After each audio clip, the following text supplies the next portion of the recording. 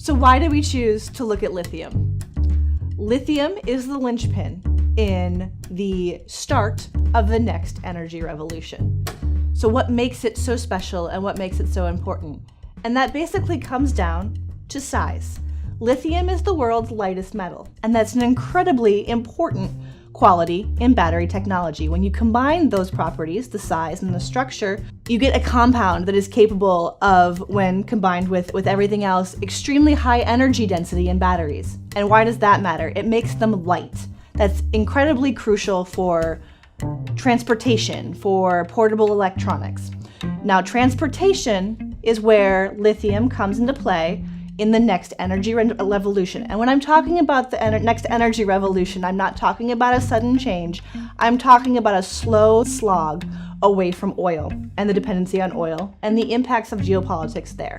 Lithium is a fundamental part in the fact that lithium-ion batteries are what's driving this transition away from oil and transportation. They have become good enough and they have become cheap enough over the last several years to where now they are cost competitive with gasoline, or close to cost competitive with gasoline.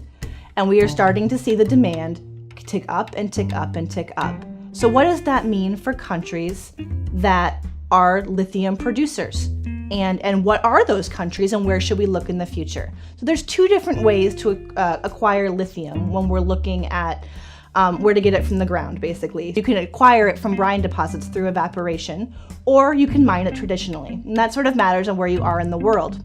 There's something called the Lithium Triangle in South America, and that's where we see a lot of the movement and a lot of the dynamic nature of the market coming in the next several years. But you also can't forget about Australia. Australia is keenly positioned next to China, where we see the greatest rise in demand for lithium-ion batteries over the next several decades to take advantage of this. So, but moving back to the Southern Cone before I forget about South America, that lithium triangle includes Argentina, Chile, and Bolivia.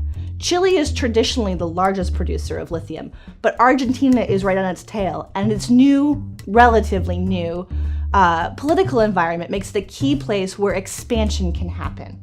Now, Bolivia has the most natural resources in its possession, in its borders, but it hasn't gotten its act together in terms of development. It also doesn't have an ocean coast, so exports will remain politically a little uncertain. All that combined, we're basically looking at a very small handful of countries, especially Australia and Argentina, who are poised to take advantage of lithium mining and the lithium demand increasing over the next several years.